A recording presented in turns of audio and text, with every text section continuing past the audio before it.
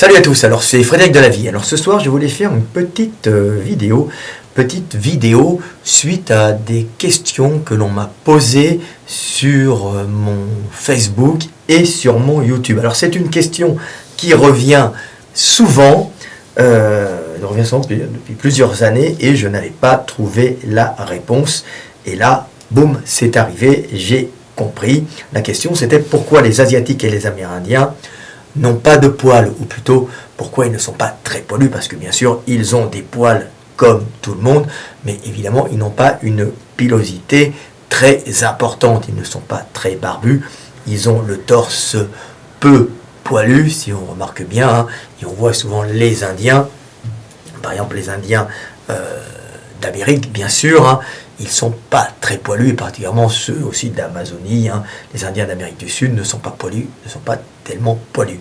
Alors pour quelle raison les Indiens, et pour quelle raison donc les Amérindiens, pour quelle raison les Asiatiques ne sont pas poilus, alors que les Européens, les moyens orientaux, les gens du Middle West, comment on appelle ça, du Middle Est, et puis les gens d'Asie centrale aussi sont quand même, les Kazakhstanais, ça, sont plutôt poilus, hein, comme les Géorgiens.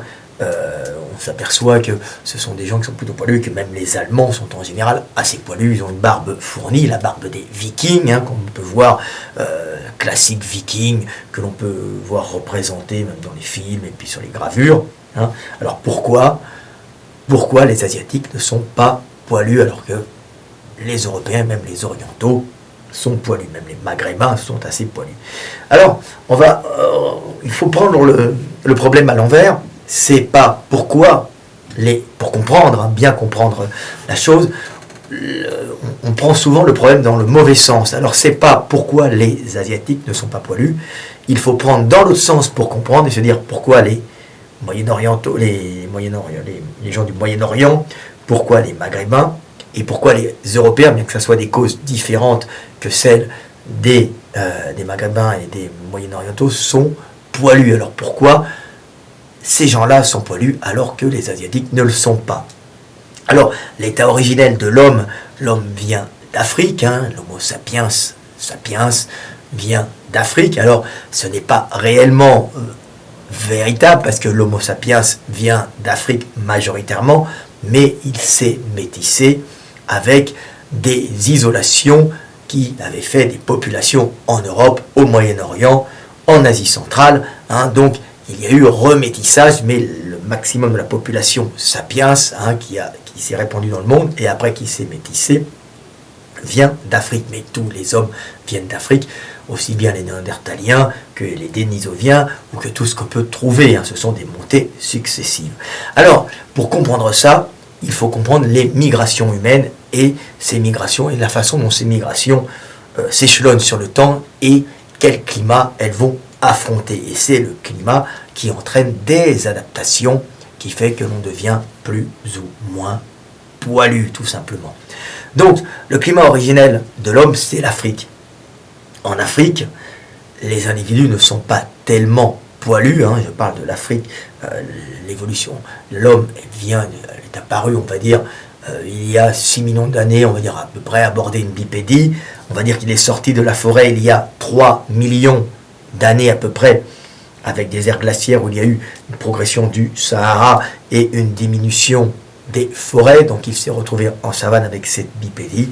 Et là, il s'est progressivement adapté à un climat plus sec, où il devait sortir la journée pour éviter les prédateurs. Donc il a perdu ses poils, hein. Il devait ressembler un peu à un chimpanzé, hein.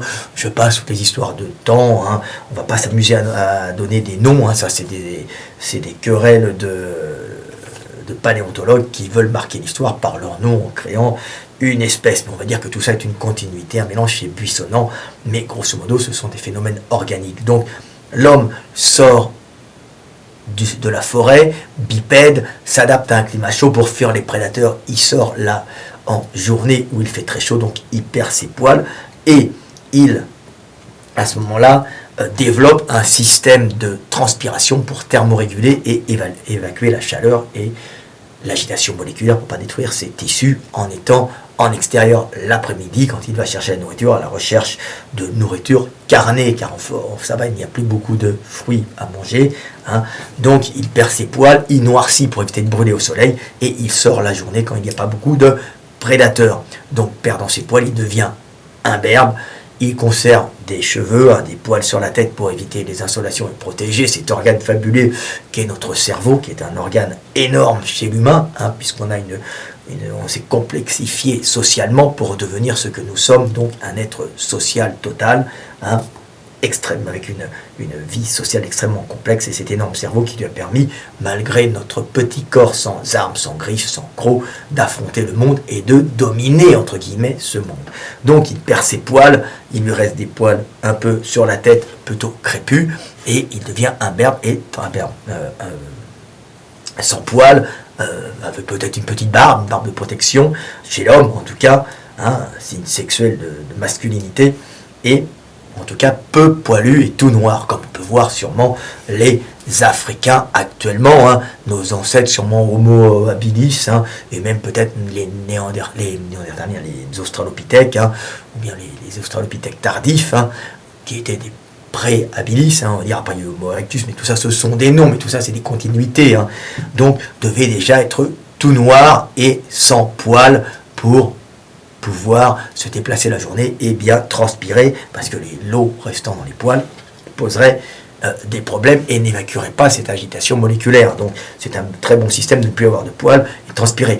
Bien sûr, tout ça marche quand il y a de l'eau à volonté, donc un climat sec en savane, on longe les cours d'eau, on boit et on se promène et on va chercher de la nourriture, l'achat pardon aux prédateurs de taille moyenne grâce à nos bâton qu'on tient dans nos mains, mais on continue à grimper aux arbres à cette époque, et les femmes restent près des arbres comme je l'ai expliqué, mais on devient particulièrement dangereux avec nos bâtons, et on lance un peu mal parce qu'on continue à grimper dans les arbres, comme j'ai expliqué, on ne peut pas bien lancer tant qu'on est encore dans les arbres à cause des mains en crochet. Donc tout ça c'est une explication, vous suivrez mes vidéos qui sont très intéressantes et très innovantes dans ce domaine. Je le répète encore, je suis sûrement de loin le paléontologue paléontologie humaine, qui a fait le plus de découvertes ces 5 dernières années. Bien sûr, ça énerve les gens quand je dis ça, mais je ne vais pas dire que c'est faux alors que c'est vrai. Voilà. Donc on est tout noir, sans poils. Peu de poils. Avec l'évolution, on est passé dans des climats plus secs, alors ça a mis du temps, bien sûr, et on s'est adapté à des climats semi-désertiques. On était sûrement des climats sahéliens, peut-être au Moyen-Orient, où l'homme, alors là, bien sûr, je passe sur des centaines de milliers d'années, je fais des grands bonds dans l'histoire, mais ensuite il y a eu une adaptation au, par exemple, climat sahélien, où on faisait sûrement du pasteur, on était pasteur, ou bien peut-être avant, peut-être chasseur-cueilleur dans ce climat-là.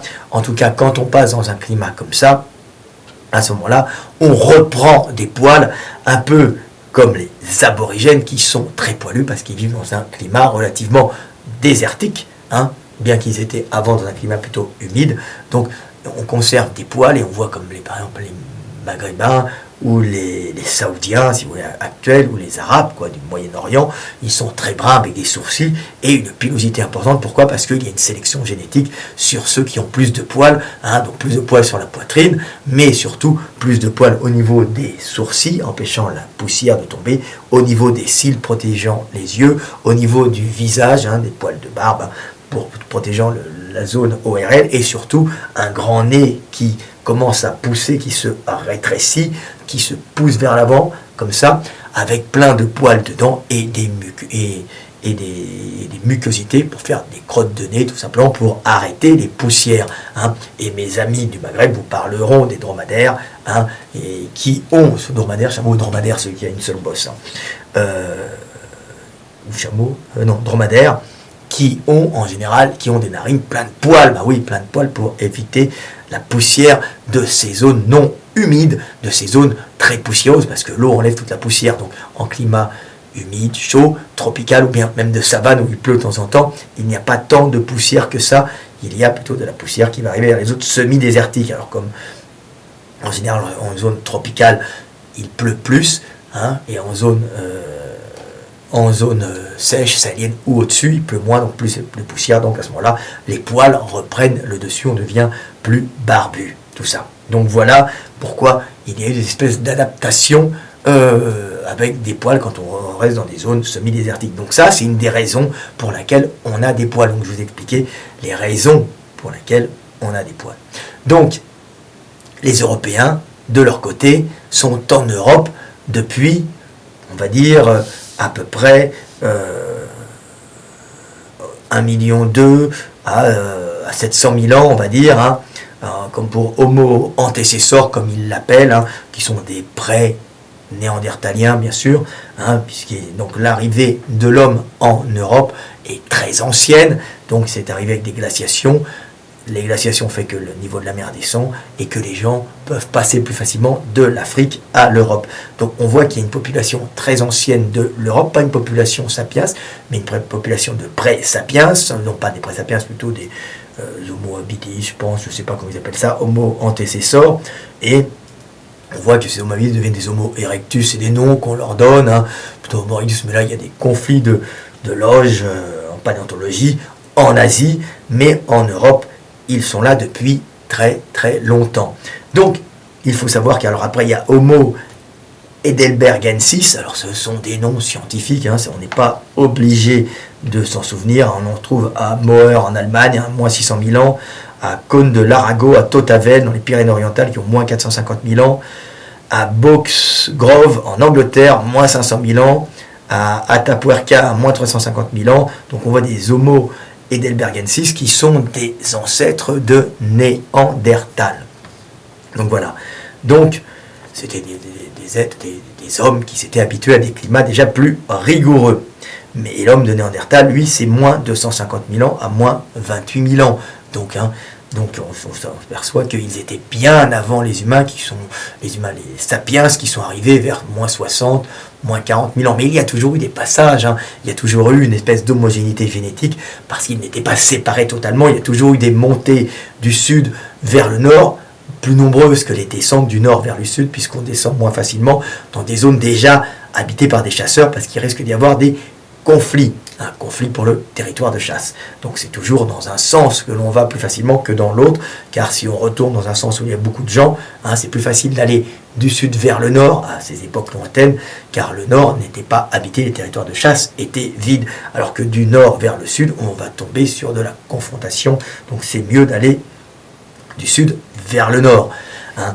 Donc, on s'aperçoit que l'Europe était déjà peuplée, et que les Européens ont développé, ces Européens-là, donc ces Néandertaliens, avant les Sapiens, ont sûrement développé une pilosité particulièrement importante, alors pas due aux zones désertiques, hein, où on doit avoir une pilosité importante pour se protéger de la poussière dans le nez, non, parce que là-bas il faisait froid, il devait pleuvoir aussi, il y avait des zones, des époques glaciaires alternées, hein. C'était relativement rude, alors il n'a pas fait tout le temps très froid, mais c'était quand même beaucoup plus froid que l'Afrique.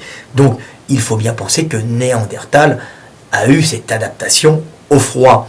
Mais cette adaptation au froid, il faut penser quelque chose de très très important là-dessus, que les gens ne prennent pas en compte, c'est que les premières traces de feu, hein, sont estimées vers 600 000 ans en France. Alors je vois en France, par exemple dans le Finistère, à Ménez-Drégan, ou à Veresselő en Hongrie, près de Tata, il y a près de Budapest, à 40-50 km de Budapest, il y a des traces de feu, comme dans le Finistère, qui sont aux alentours des entre 450 et on va dire 500 000 ans. Donc on voit que le feu et la maîtrise, la domestication du feu arrivent vers 500 000 ans.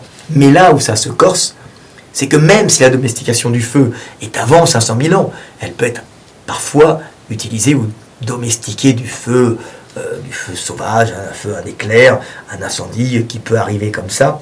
La domestication du feu réel, dans des premiers foyers, on s'aperçoit que c'est vers 500 000 ans, mais réellement on en trouve bien plus souvent à partir de 250 000 ans, 300 000 ans en Europe. Hein. Mais c'est vraiment avant, il n'y en a pas beaucoup. Donc tous les ancêtres de Néandertal, tous ces Européens qui étaient là entre 1,2 million et 1,7 million, hein, donc Homo antecessor a été confronté à un climat relativement froid et sans feu. Alors imaginez un individu qui vient de zones chaudes, zones plus équatoriales, hein, donc avec plus de calories qui viennent du soleil, hein, plus de chaleur, hein, une zone sans hiver marqué réellement, hein, ces hommes qui étaient habitués à la chaleur se sont habitués sans feu à des climats plus froids.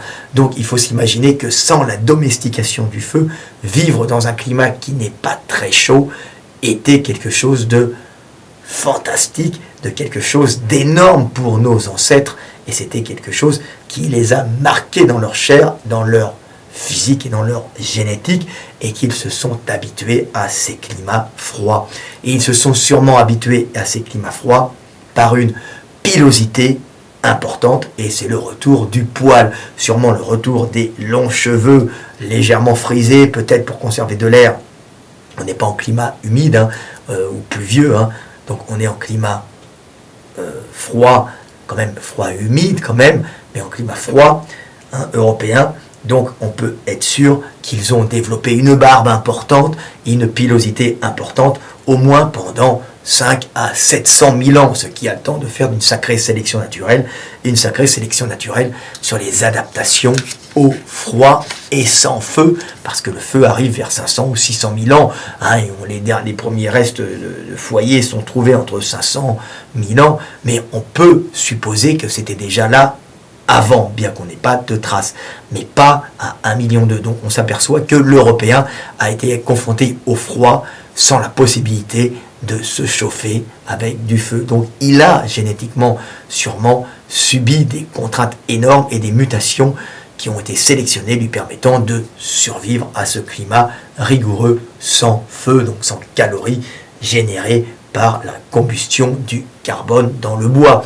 Donc c'était quelque chose de fantastique. La seule chose qu'il pouvait faire, c'est utiliser la combustion interne, manger des hydrates de carbone et des graisses, et stocker des graisses pour pouvoir survivre. Donc il a eu un physique qui s'est adapté à ce froid, générant lui-même sa propre chaleur, hein, une meilleure thermorégulation pour survivre aux hivers parfois rigoureux. Donc il y a dû avoir de la casse des sélections terribles, et il devait y avoir ces hommes qui ont dû être un peu gras, courts sur pattes, massifs pour conserver leur chaleur, grassouillés avec une peau épaisse comme les phoques, et une pilosité importante comme les Vikings. Alors ils n'ont pas été forcément blonds, mais en tout cas ils étaient au moins relativement poilus, et très poilus, parce qu'ils n'avaient pas non plus une grande culture forcément de l'habillement. Il y avait des habits bien sûr, mais au début ça devait être balbutiant, hein. Donc il y a eu toutes ces adaptations qui se sont faites sans le feu, ce qui est quelque chose de très important. Donc beaucoup de mutations sélectionnées, d'où sûrement barbe, poil, pilosité importante chez l'Européen, qu'on retrouve aussi chez le Moyen-Oriental et chez les habitants d'Asie centrale, hein, qui sont comme Kazakhstanais, qu'est-ce qu'il y a encore, Tchétchènes, toutes ces zones-là, hein. Arméniens, vous voyez, les Arméniens ont beaucoup de sourcils très épais, ce sont des zones relativement froides, un peu plus, même les Iraniens, hein, vous voyez, ce sont des gens qui ont dû être confrontés au froid, et au sud, qui ont été confrontés à la poussière. Donc on voit que ce sont des gens qui ont une certaine pilosité, qui ont une pilosité importante, et ce sont des adaptations, hein, soit froid, soit climat plutôt sec et semi-désertique. Donc on voit qu'il y a plusieurs causes pour la pilosité. Donc les Européens, si les Européens actuels sont très poilus, hein, alors c'est qu'ils viennent peut-être du bord de la Méditerranée, mais c'est qu'ils ont aussi sûrement hérité de leur pilosité des Néandertaliens, pilosité héritée du froid. Il n'y a qu'à voir les Allemands, hein, c'est le mythe de l'Allemande qui ne se rase pas avec les jambes poilues. C'est pas un mythe, c'est une réalité. Qui connaît les Allemands sait qu'elles ont souvent du poil sous les bras et qu'elles sont naturliches, comme elles disent, hein. Je suis naturliche, avec des grandes nattes blondes, hein, une blondeur importante et une pilosité importante. Je vois mon petit garçon qui a juste 4 ans et demi, a déjà les sourcils blonds très marqués, hein. Ça, bien qu'il soit à moitié français, ça me fait rire parce que c'est un petit Allemand à voir avec la pilosité de l'Allemand, hein. Et son grand-père est poilu avec blond, châtain blond, avec une pilosité importante comme son oncle avec une grande barbe blonde, hein. Donc alors que moi j'ai une barbe moyenne, voilà. Donc ce sont des adaptations froides, donc des poils pour le froid et des poils pour le sec, donc voilà. Donc si les Asiatiques n'ont pas de poils, c'est qu'ils n'ont pas été confrontés à ce climat semi-désertique, ils ont dû passer plus vers le sud. Alors il y a eu des montées vers le nord, des adaptations au froid, mais c'est des adaptations qu'il y a eu après, adaptation au froid, mais avec déjà une maîtrise du feu. Donc quand on a une maîtrise du feu, une maîtrise des habits, on n'est pas obligé de générer beaucoup de poils pour survivre. C'est mes voisins qui crient. Ce sont des Iraniens, très sympathiques, mais ils crient. Oui, oui, oui. Oui, oui, bon, je continue ma vidéo. C'est une blague, j'entends mes voisins qui piquent une crise. Pourtant, il est 2h15 du matin. Donc voilà, donc si les Asiatiques ne sont pas poilus, c'est qu'ils n'ont pas été confrontés forcément aux mêmes situations que les Européens. Donc ça doit être des montées anciennes, beaucoup les Asiatiques, il y a des montées anciennes d'Afrique, des adaptations, mais avec des climats moins rigoureux, puisque l'Asie s'étendait bien plus sur les plateaux continentaux qui ont été submergés après, avec il y a eu des glaciations, les plateaux continentaux apparaissaient, rediminuaient quand il y avait une remontée des eaux et un réchauffement, mais l'Asie était déjà plus chaude, donc pas besoin, comme en Europe, d'avoir une stimulation, d'avoir une sélection des individus très poilus. Donc on peut s'apercevoir qu'il n'y avait pas, à cause d'un climat sûrement moins rigoureux en Asie, de sélection sur les poils. Et les montées qu'il y a eu en Asie, ce sont peut-être des montées ensuite au nord, des montées anciennes, très anciennes, bon, on arrive jusqu'aux Amérindiens, des montées en Sibérie, par là, qui passent jusqu'en Amérique et qui traversent, qui vont en Amérique il y a moins de 15 000 ans, et qui en 1000 ans font toute la traversée de l'Amérique du nord au sud. Alors il y a eu des montées et des descentes successives qui viennent d'Asie, mais en Asie, les Asiatiques n'ont pas été confrontés à ce climat européen très froid et coincé justement en Europe de l'Ouest, entre les glaciers et la Méditerranée, où c'était une zone où les individus étaient bloqués. Donc nous, les Européens, on a dû justement hériter ces poils des Néandertaliens bloqués là-bas, et qui les avaient hérités eux-mêmes de Homo antécessor et Homo heidelbergensis, qui eux avaient hérité de cette pilosité importante, car ils devaient être plus poilus, surtout protégeant la zone ORL, et les femmes sûrement des longs cheveux, un peu frisés, car ils n'avaient même pas le feu à l'époque. Donc le feu est arrivé bien après. Donc les Néandertaliens ont eu le feu, puisqu'ils ont ils étaient là de 250 000 à 28 000 ans, on suppose. Après ils se sont métissés, ils ont disparu, mais ils sont encore en nous, et dans les sapiens qui eux sont remontés du sud, donc remontés du sud, et après colonisation du monde entièrement par les sapiens qui ont conquis l'Asie, qui se sont mélangés à des souches asiatiques qui elles n'avaient pas sélectionné de poils, parce qu'ils n'étaient pas confrontés à un milieu terriblement froid comme le milieu européen. Donc vous voyez, c'est assez important, c'est cette montée il y a 60 à 40 000 ans d'Afrique se mélangeant à des individus qui avaient des adaptations au froid ou à des adaptations à déjà des climats un peu plus secs. Donc voilà, mais c'est essentiellement adaptation au froid chez les Néandertaliens, chez les Européens, nous avons du poil pour ça. Donc c'est tout le temps intéressant de comprendre, et que c'est en relation aussi avec le fait qu'il n'y avait pas de feu pendant très longtemps. Donc voilà, donc c'est sûr qu'après les Asiatiques se sont habitués à des climats froids, mais ils n'ont pas sélectionné ce poil, car ils avaient déjà les technologies pour l'habillement, les Asiatiques, qui sont remontés après, les populations asiatiques qui ont colonisé l'Amérique il y a 15 000 ans, eux sont peut-être des technologies de l'habillement, des habits, donc ils n'avaient plus à générer des poils comme nous, les premiers Européens, il y a 1,2 million à 700 000 ans, bien sûr.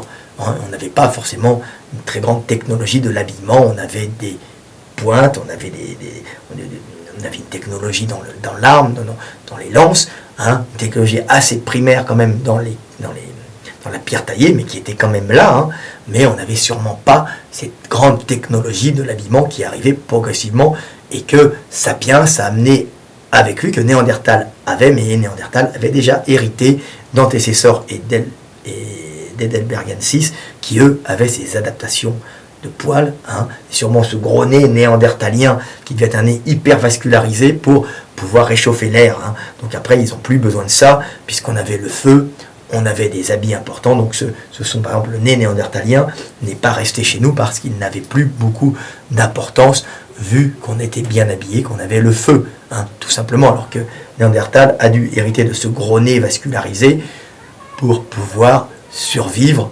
C'est-à-dire ses ancêtres ont survécu justement en générant ce que la technologie ne leur apportait pas, c'est la génétique qui leur apportait dans leur physique. Voilà, j'espère que vous avez compris. Donc voilà, c'est à peu près ce que je voulais dire, et c'est pour ça que les Asiatiques n'ont pas beaucoup de poils, parce que nous, les Européens, nous sommes plus descendants. Les Asiatiques sont sapiens, sont sûrement hérités de Néandertal, mais peut-être pas de Néandertal de l'Ouest, hein, qui eux étaient sûrement très poilus. Donc on s'aperçoit que les poils sont dans des zones bien particulières, hein, et que quand on a une technologie de l'habillement, on n'a plus besoin de générer ces poils qui étaient très importants quand il n'y avait pas de feu, technologie d'habillement. Voilà, est-ce que j'ai à peu près tout dit? Ben, c'est à peu près tout. Voilà, c'était la réponse. Petite vidéo de 26 minutes pour comprendre pourquoi les Asiatiques ne sont pas poilus, ou plutôt pourquoi les Européens et les Moyen-Orientaux le sont. Hein. Bon, c'est tout le temps pour des raisons très particulières, des raisons climatiques. Nous sommes les enfants du climat, hein, et c'est le milieu qui nous forme, et maintenant nous transformons le milieu, et ce milieu nous transforme.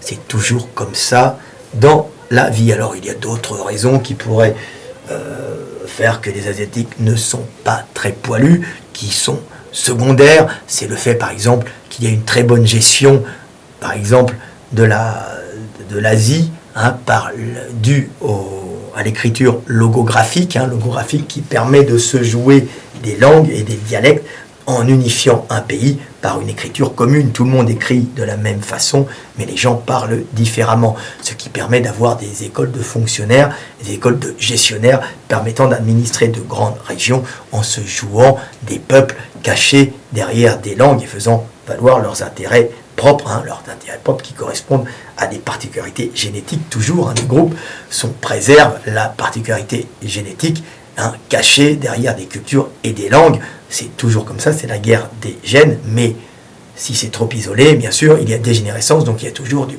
passage d'éléments exogènes, hein, ce qui permet d'apporter de la diversité génétique. Hein. Donc on est toujours dans la voie du milieu, comme dirait Bouddha, hein, il faut des races. Alors maintenant, il n'y a plus de races, puis il y a des mélanges, mais avant, il y avait des isolations. Ces isolations étaient faisaient partie tous de l'humanité, puisqu'il n'y a jamais eu d'isolation complète.